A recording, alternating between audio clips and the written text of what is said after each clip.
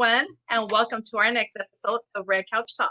Your host, Tinamarie Moreno, with my sister, Olivia. She's here to share her wonderful story.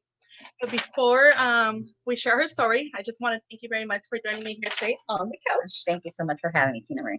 I truly appreciate it. It's a blessing. Absolutely. Thank you. And before we get started, we just want to bring on our other sisters really quick. If you don't mind, Lala, Linda, Maria, and Jennifer, please join us. Hi, ladies. Everybody. How are you? How is everybody? Wonderful. We're all great. How are you all doing? Good. Good. We're doing good. Getting ready for Christmas. Yes. Right? Yeah. I'm all ready.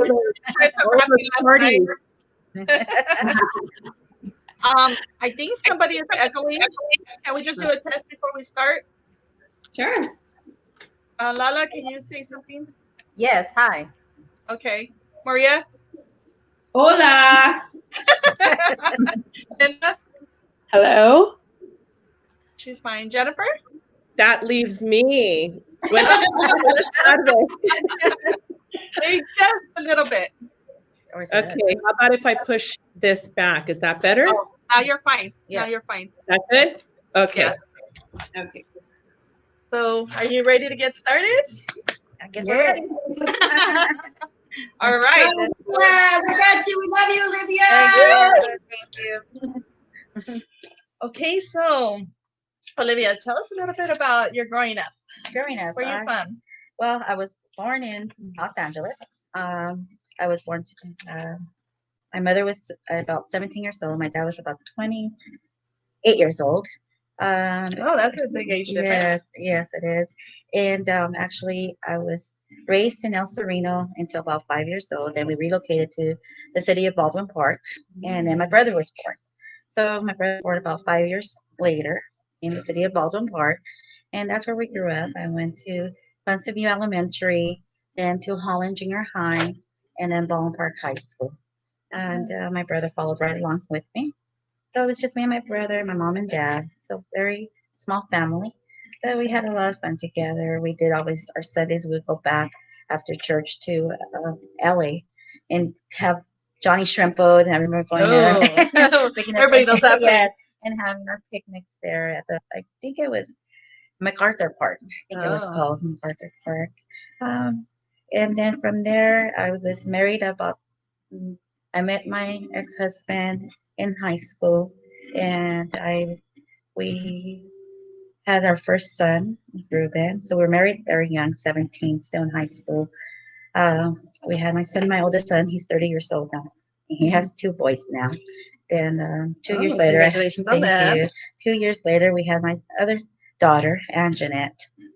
She's 28 now.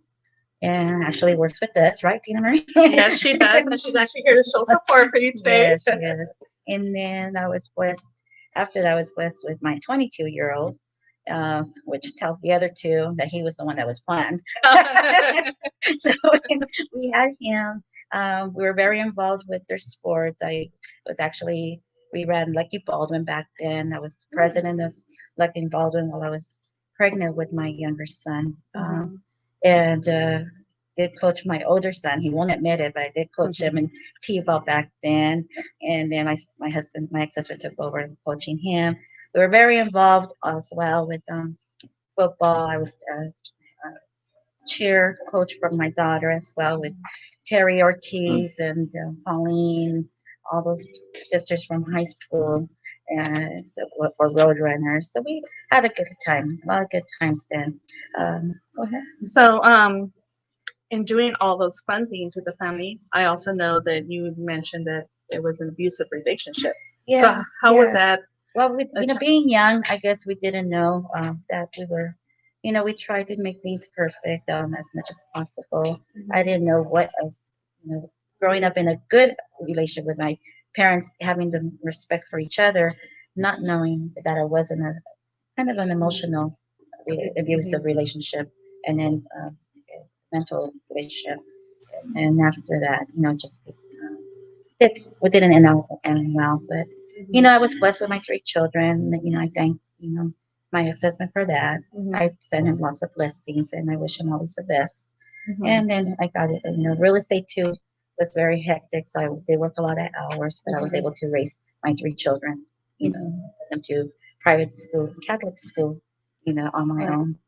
Yeah, so share a little bit about that because now you are a single mother, Mhm. obviously managing an office, Right. kicking butt as a realtor, and Yeah, managing back then I was business. a loan officer. Actually, I was managing. Oh, okay. Yeah, I started with Castillo Financial, where I met my brother. Introduced me to Sandra Meek, which was my mentor, a second mom to me. Okay. I was her assistant, her admin actually started as a receptionist, then became her loan processor, and then became her office manager. From Castillo Financial to Bristol Home Loans. At that point, my brother and Sandra's daughter Jennifer wanted to start doing real estate at the same time. Mhm. So Sandra did a joint venture with Bruce Mulhern and another great mentor of mine. I did respect them a lot. Both Sandra and him. Well known in the industry. Yes, well known in the industry. I was so blessed to have him as my mentor as well. And we opened a real estate office in the city of Covina, inside the mortgage company, inside a drawer in her office because it had to be locked up. So that's how we started the Covina Mulhern Realty Group that became Prudential, and now is Berkshire Hathaway. So when we relocated, we grew, relocated to the Covina office on Holt. And I helped Sandra open that office where we had upstairs. We had the mortgage in this company, which I was still managing, and then helping her open up the Prudential side of her office and growing that as well. And then she asked me to then start helping her manage, be the office mentor, and then manage the real estate side. I see. So during any of that process, were you selling real estate or I was loans? doing loans, and then I Mhm. started selling real estate. When the economy turned and we had to get different licensings, and I shifted Mhm. over to real estate. I see. Okay, and then through all this process, obviously, you had properties as well too, I right? did. We did. Me and my business partner back then, which was I was in a relationship with as well. We did. We invested. I had 6 properties at one point. It was during we bought. I actually bought those properties. I was making. I don't know how I did it, but I did it. And unfortunately, the economy turned. I had to sell the properties, short sell a lot of properties. Ended up losing everything. But you live and learn. If we don't do anything in life, we don't make mistakes. Right. So The saying is to be successful, you got to get through all those yes, you hardship do. hurdles, Yeah, right? you learn. Yeah. But it made me grow. I remember talking to Sandra back then. She goes, "Well, you hit rock bottom. Where could you go from there? Only Mhm. up." That's all she kept telling me. That's very true. Yes. Yeah, very true. Mhm. So your first heartbreak was in losing. I lost my cousin in October 21st Okay. of 2005. She was like a sister to me. She was one of my best friends. We Do you grew. mind sharing how? She was diagnosed with breast cancer, being pregnant with her last son, and Matthew, and she was diagnosed with breast cancer. She fought it for 4 years. She fought a good fight. She never wanted to be pitied.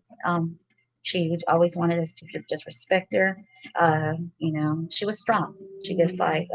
Going through this, I had my best friend Kareem, my cousin Leffie, and my children. We all were there together. Stella, my cousin Stella, was a big part of my children's life. She was like a second mom to them. So she helped me babysit when I was working, and she was a stay-home mom. And so she helped me babysit them. She raised them, helped me raise them as well. We lost her. So I lost her in October, and then tragically 6 weeks later, I lost my mom also from an illness. My mom died of COPD. Never smoked in her life. Wow. It was never smoked in her life.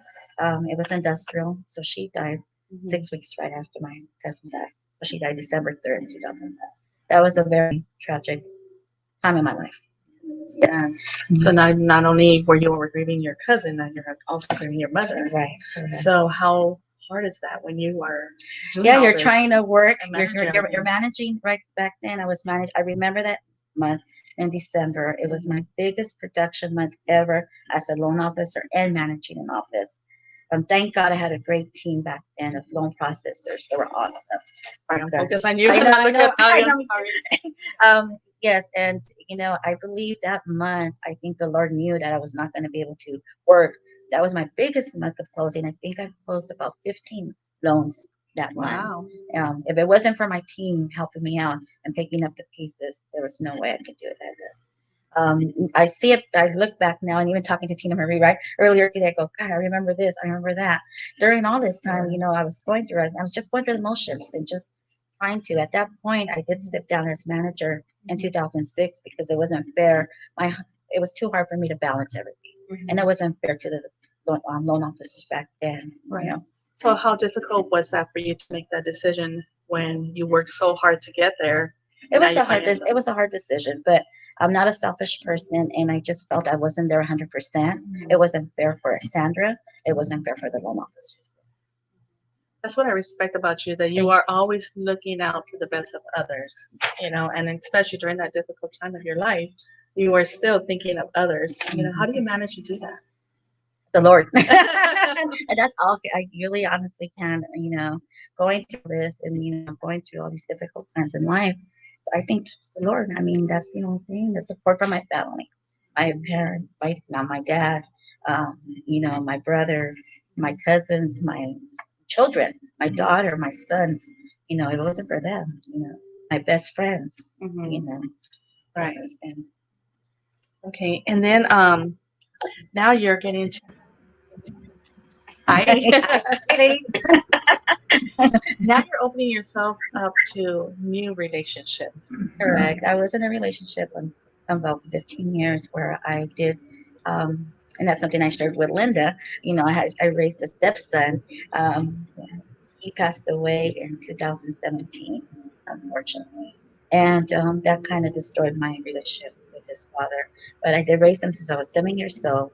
I loved that son, and he was like a brother to my children. So there again, my kids have to go through another loss in their life, losing a brother. That was a difficult time. And, and going to things in life, addictions are a big, problem in society. And that's one of the things that we as sisterhoods, right? We want to help families out there that are going through some kind of addiction, some kind of death of families. During the time of losing my stepson is when I reached out more to my ministry, where I'm a deputy grand lady now. I love my ladies. I hope they're watching. The Ladies of Lights at St. John the Baptist. Did I not know walking into this group, and I was winning a baby Jesus painting that they said, "Oh, do you want to join us?" Well, that person said, "I go, do you want to join real estate?" So she's actually going to start working with me. So so I met her, and so going into this ministry, knowing that you do need support, and there is support out there for anybody that's going through hurt with death and challenges in life. There is supports out there. There's a lot of support groups out Just walk there. through, Justin. It's okay. Excuse Justin really Say quick. hi, Justin. Say bye.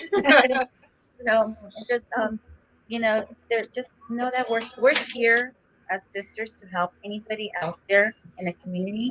I mean, we might not have the answers because we're not professionals and we're not licensed, but at least maybe even just have an ear out there to listen to you and be there for you, because I know that we all have gone through different challenges in life.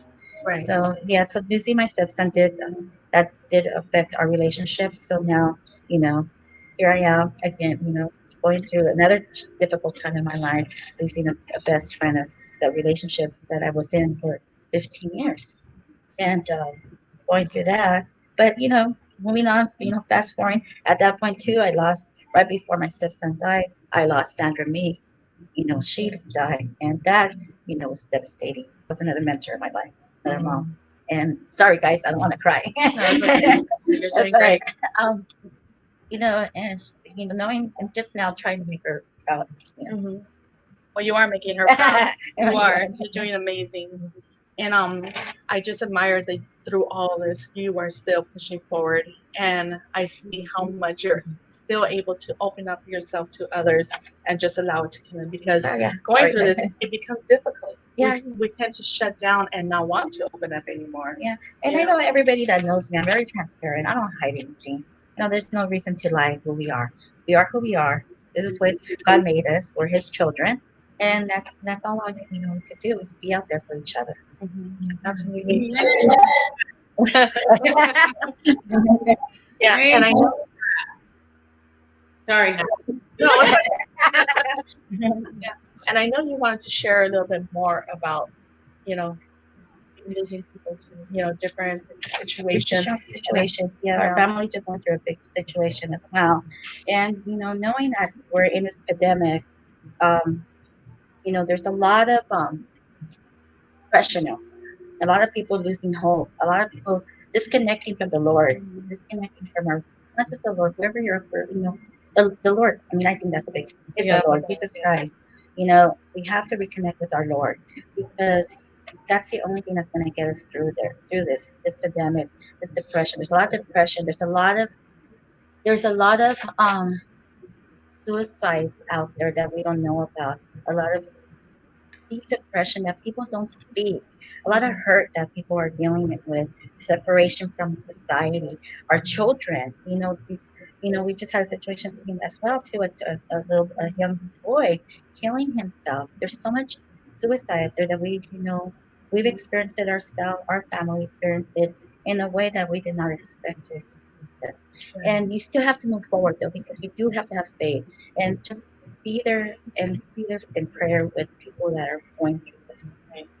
Yeah. And those of you that are going through that situation, please reach out to somebody to talk to because you're not alone. There's so many people out there that are going through this process. Even if you want to direct any of those questions to us and we could guide you to who to talk to, we have information, we have resources that we're able to provide to all of you. So please don't feel alone. Please do the right thing, reach out, save yourselves, or if you know somebody who's going through any of these difficult situations, please reach out on their behalf. Everything is private. Inbox us. We have resources that we can provide. So thank you for putting that out there. And also, share some of the stuff that you were talking about, your church ministries. The ministry, I mean, just that we do a lot of fundraisers, but that's something too. If you feel that you need to reach out to the church around you. Reach out. Our ministry needs help, but there's so many other ministries out there that need help. That's given me a lot of support. It's giving me a lot of things to look forward to. Sometimes my children goes, "Mom, you're doing too much." But that's what keeps me going. It's being able to give back to the community. Um, just being around people that are positive, that are walking the right walk. And sometimes that's all we need in life.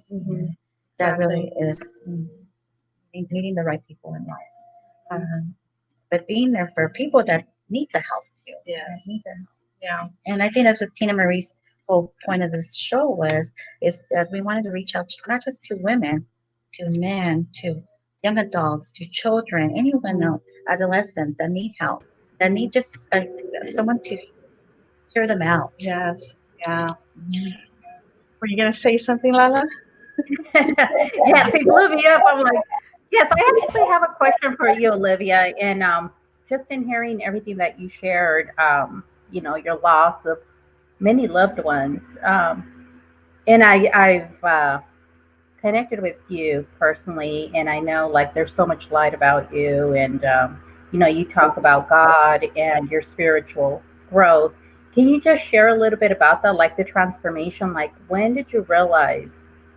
Or can you just speak to that experience about, because we could say, okay, let's connect to a spiritual path, but how was that for you? When did you realize, like, this is my strength, that is guiding me? I think as long as I could remember, I started teaching catechism, gosh, when I was probably about 15, 16 years old. I've always felt that calling. My parents did take us to church, but it was like more like you know, it was something that my parents did show that to us. Um, it's just always been in me. As long as I can remember, it did put me closer, knowing when I was experiencing the death. I did. I mean, I'm not perfect.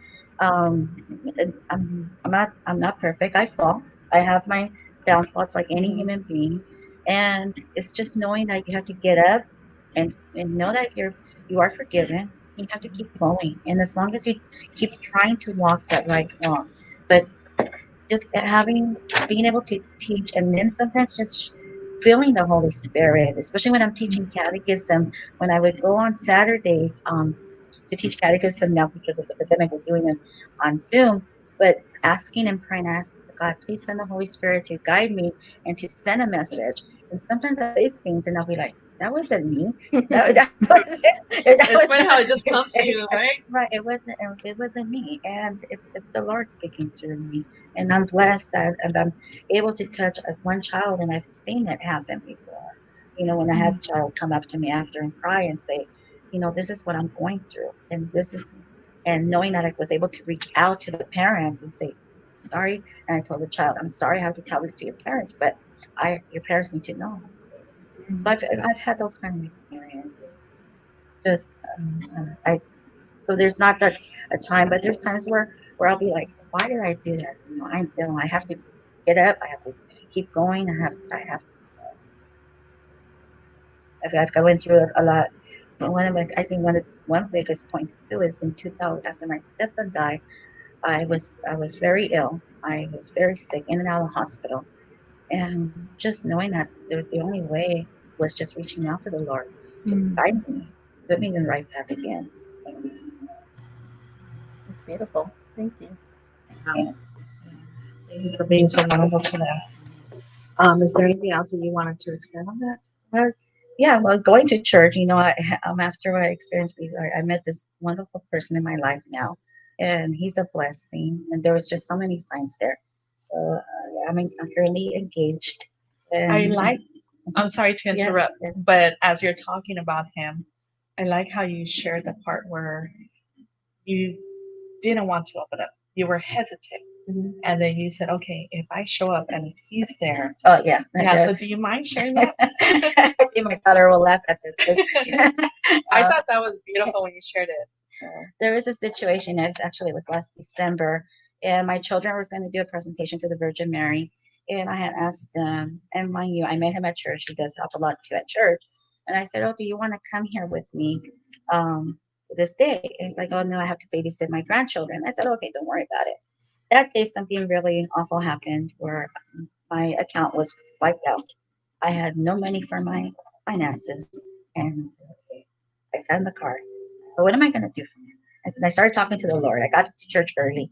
And that's one thing I tell my children in catechism. Just talk to God like he's a friend. Put him on your text message. Text message him. He's your friend. And so I remember sitting in the car and I'm having this conversation. I mean, I think God was probably thinking, oh my God, here she goes. She's going crazy.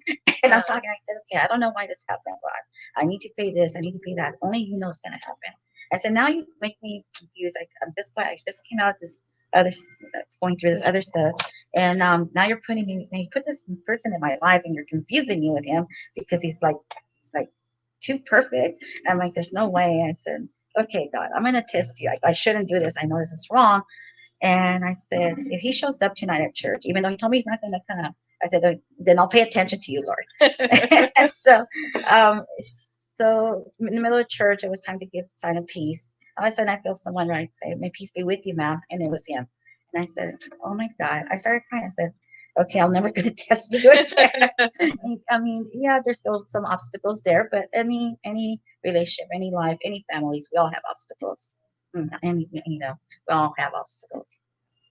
isn't that beautiful? So I wanted to read a couple of these comments. Robert Moran. Olivia is a ever caring and loving person and a great Thank friend. you, Robert. Thank you. I love you guys. Yes. And then Teresa, you are extremely strong, Olivia. Very positive and loving beside all the hardship. Thank you, That's Teresa. beautiful. I love you, Teresa. Luis Delgado, right? Amen. Only one way, doing great, my sister Olivia. Proud of you. Thank you, brother.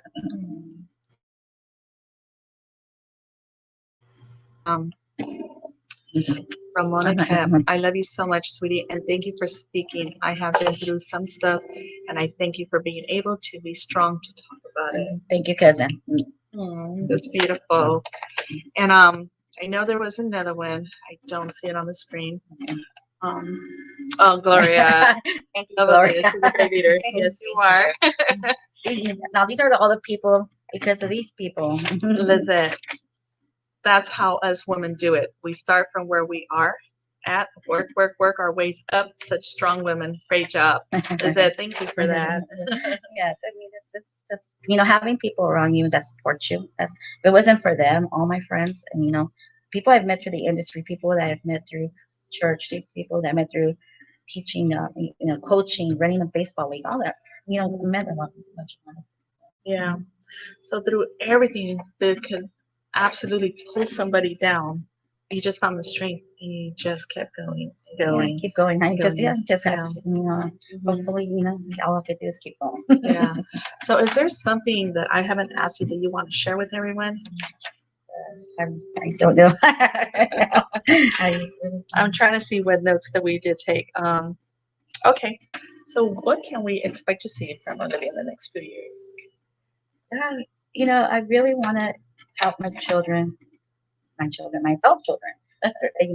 as much as I can. I have two grandsons as well, my babies. I love you guys, Roman and Maverick. They're like everything. They're a big blessing to our family, to all of us. I want to be able to help them grow more. I want to help like my teammates grow. I have a great business partner, Marty. We're also me and my fiance are also opening up a construction company. So that's something new, and it's called Grandkids Construction. Grandkids Construction. Oh, that's So nice. that's coming up 2021. Nice. So we have that one coming. Look at you. So there's some plans there and goals that we have to, and just be able to give back to the community, give back to St. Jude's Children's Hospital. That's one big thing to do. My daughter was just talking to you. She wants to give back to Serenity. So that's another thing that we want to do. So there's a lot of things that we want to do. Very good, very good. And then I know that we've been friends for quite some time already, and you reached out to me. I want to say maybe 8-9 months ago, around probably, there. Yes. And here we are. We are expanding as joint ventures. We're joint ventures. I've been blessed. Like I said, with along with having my business partner, I came to I had a great opportunity. And everything's all timing. Everything's all timing. We have to let the Lord give us the timing, because I had this opportunity to do a joint venture before, and now it was just coming to Tinamarie when I walked in, and he said, "Okay, we're gonna do this, and we're gonna expand more."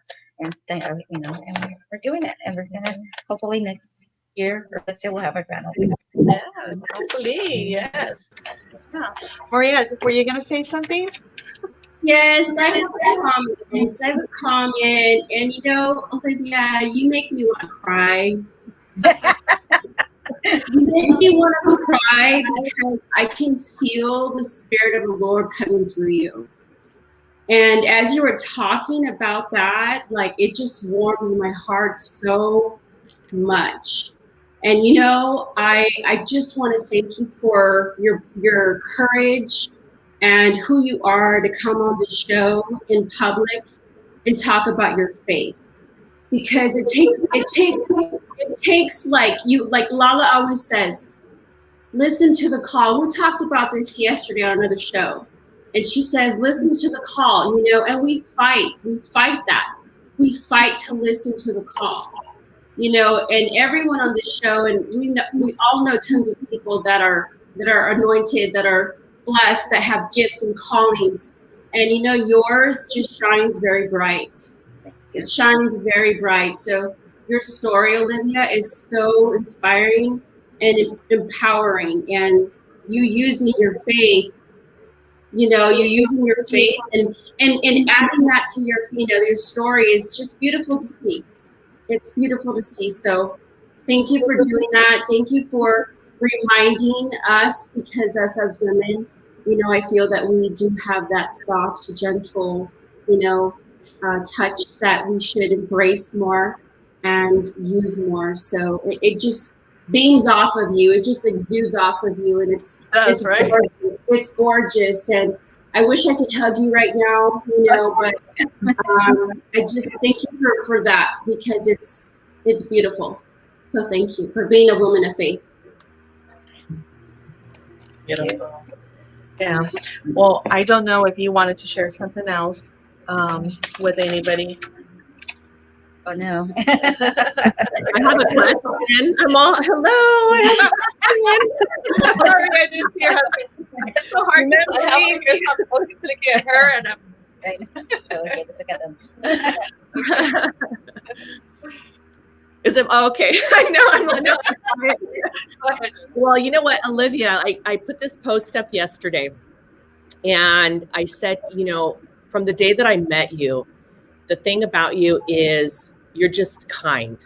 You come across as just a kind individual, all accepting, loving. And I just want to thank you for that, because the time that we've spent together, you've always embraced, every situation, and you're just so kind, So I wanted to acknowledge that, but I have a question, and I'm not sure if this sort of puts you on the spot a bit, but I know for me, I come from a Catholic background. And so a lot of the time when I feel like the need to do a lot of readings, I'll revert back to certain books in the Bible.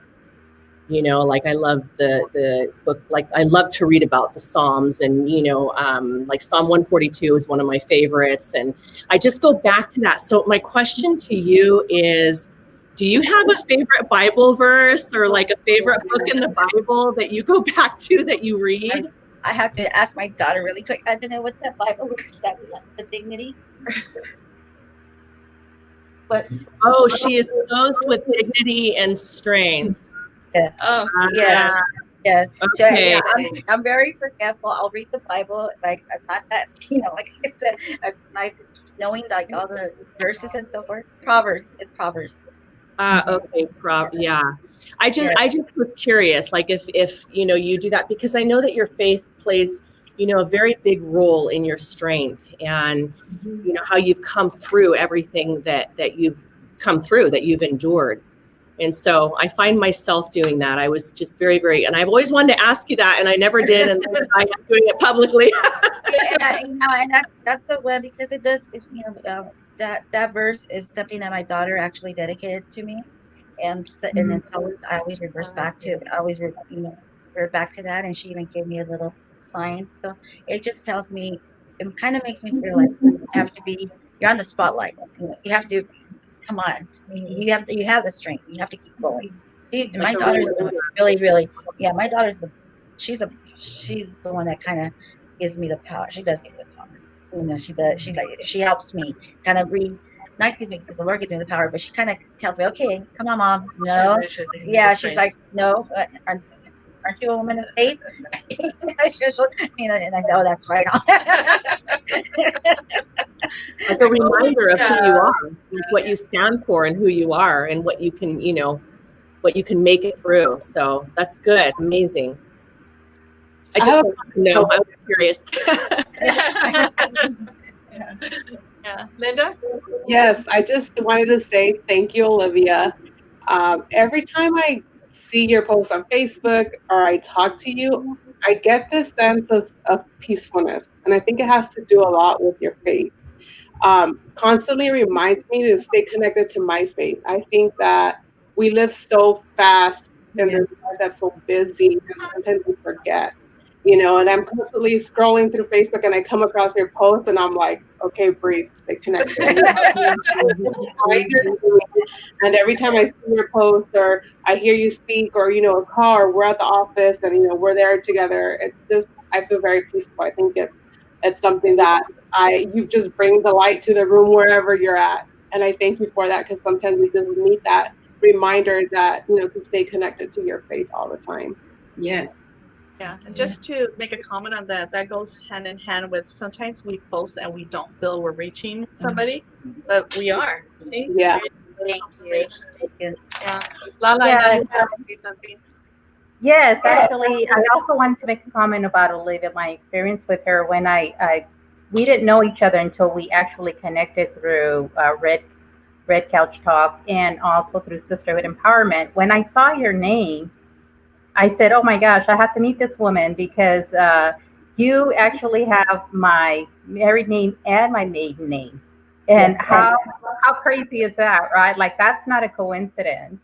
And immediately when I I saw you, I said, okay, is she a relative of mine? Is she a long like the mom and dad didn't tell me about her? Like I need to know her. I need to meet her face to face. So what I realized was when I mentioned, right now I'm getting chills as I'm saying this, is we are related.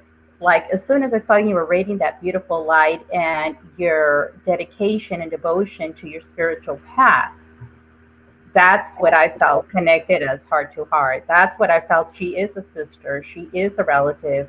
We are connected in such a beautiful way because of your own devotion to yourself, to the community, and also to this beautiful light being used as an instrument to empower others, to inspire others, and the foundation of your strength. I realized that is amazing, and you radiate that through your posts, through face-to-face contacts, and so I'm excited and I'm grateful, Tinamarie, that you provided this platform as well, because if it wasn't for this platform, I wouldn't have connected with her. And I'm glad I did, and I love your post every day. So thank you. I just want to thank you, and you definitely are a sister. We are connected. Yeah, I know. We have Ortiz is my marriage name, and Delgado is my maiden name, and I think it's vice versa for you. It's reversed for me, exactly, but it's so amazing. Yeah. Coincidence, right? Yeah. Yeah. You want to read her comment? Oh, Stella. Yes, it's exactly what I tell her every time I see her. You feel the Holy Spirit comes to her. You feel her presence in her. You're such a beautiful and honest soul. Love you. I love you guys too, Stella. Just want to. That's my cousin. You can read it because she's making me cry. Okay, cousin, we are so blessed to have you in our lives and able to speak to everyone about your faith and strength. I'm so proud of you, cousin. May God keep blessing you and the family. Love you, cousin. Love you, cousin. Aw, that is beautiful. My cousins. That's my cousin Madi. Her and I share a lot of things in common as well. Right now, my cousin remarried as well. She was married first through church to Catholic, had her marriage annulled, and was married again with this wonderful husband. And I remember when she married him, Renee, I was like, gosh, I need to meet a man like him. He's such a great man. And they got married, and I'm in the process of getting my marriage annulled as well. And I'm blessed to have a man just like Renee. Renee's an awesome friend, and my cousin's amazing. Oh. I love you guys. Love you so much. Oh, that's nice. And talking about your man that you currently have, he is amazing. He is. He's a jokester, and you can tell the love that he has for you. You are blessed. Yes, you are. Yeah. Well, not unless you want anything else to share. You shared. You did great. You thought that it was going to be difficult, but you spoke from your heart, and that's what this is about. And I really want to tell the audience that we really need to be there for each other. Listen to people that are going through depression. Anyone that's going through depression, listen. We need to keep our ears and eyes open. There's so many. There was a book that someone sent me to, and then I'll probably post it on Facebook on the couch, because that was about suicide prevention. So it was shared with one of my sisters from church. So that, and also just being there to help each other through what we're going now as a community, as a world. And we need to pray for the whole world. We need to pray for peace and love and respect for each other, regardless of being Democrats, being Republicans, being liberals. Right. We have to just pray for each other and pray for our nation, pray for our leaders, pray for everyone around us, our neighbors. Love thy neighbor. That's all we can do. That's all we can do. That was beautifully said. This is Olivia, everyone. Well, I want to thank you all very much for joining us. And as we said, we are going to be providing many resources. So please make sure that you follow us at Red Couch Talk and also subscribe to our YouTube channel.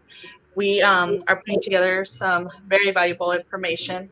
And in January, we have a special guest that's coming on. We're not going to say who she is yet because it's going to be a special edition. So look out for updates at Red Couch Talk. And thank you all so much for joining us. Thank you, sisters, for being here. We love you all. Thank you very much. Beautiful story. Beautiful. Yes. Yeah.